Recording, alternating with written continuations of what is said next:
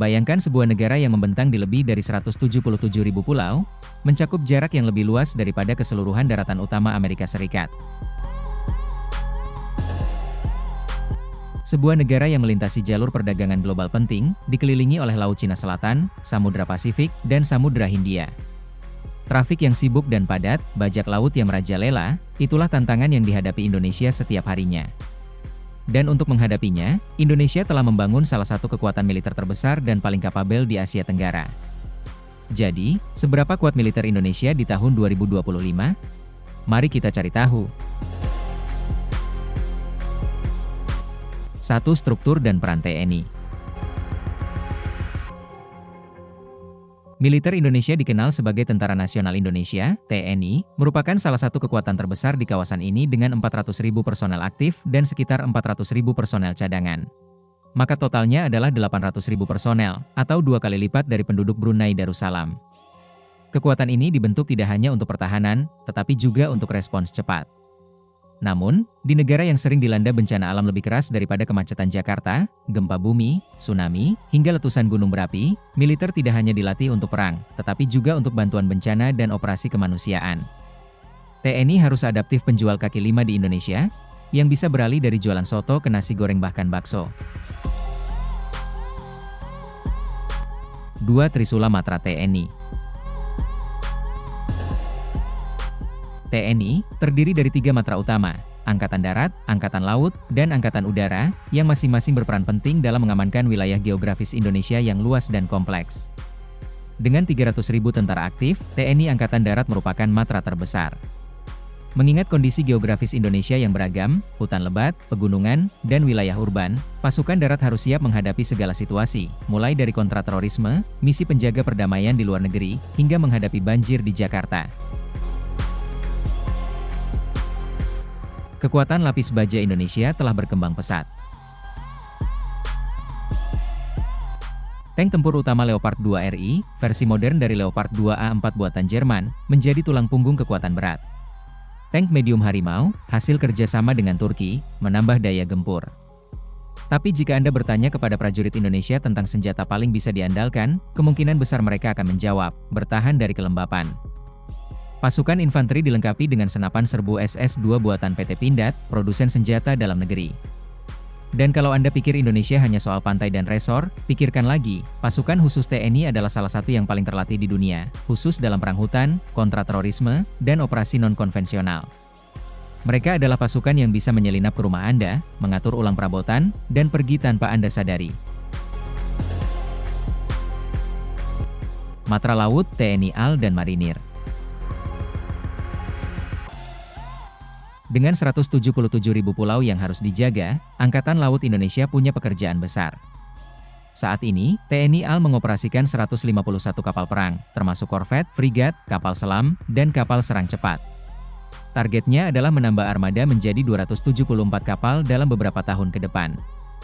Salah satu aset paling canggih adalah kapal selam kelas Nagapasa, berdasarkan desain Type 209 Korea Selatan, senyap dan mematikan. Kapal-kapal ini berpatroli di perairan Indonesia, untuk memastikan tak ada kapal asing yang terlalu nyaman berada di wilayah NKRI.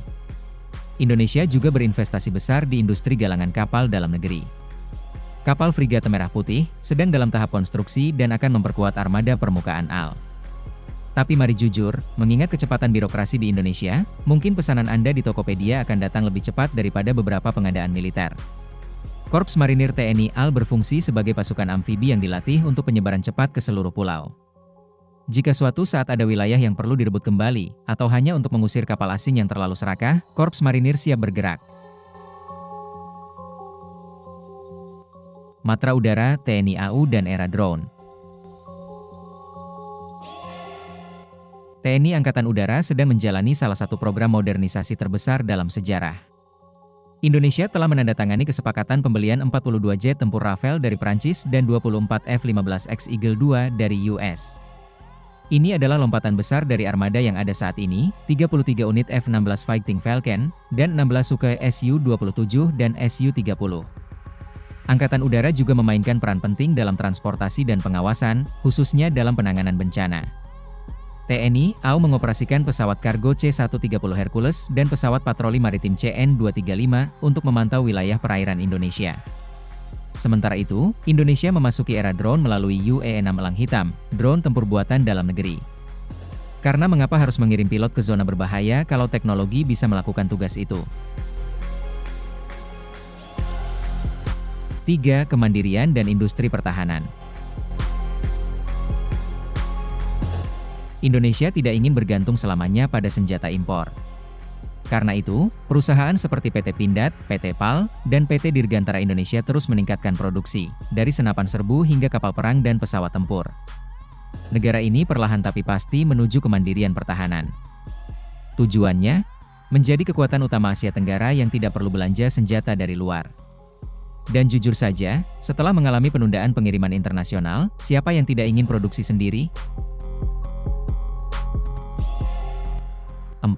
Perbandingan regional dan masa depan. Dibanding dengan tetangganya, Indonesia cukup unggul. Indonesia memiliki jumlah tentara aktif lebih besar dibanding Malaysia dan Filipina, angkatan udara yang lebih kuat dari Vietnam, dan angkatan laut yang mulai menyusul Thailand. Satu-satunya negara yang masih di atas adalah Singapura, yang meski kecil, memiliki anggaran militer lebih besar dan teknologi paling mutakhir.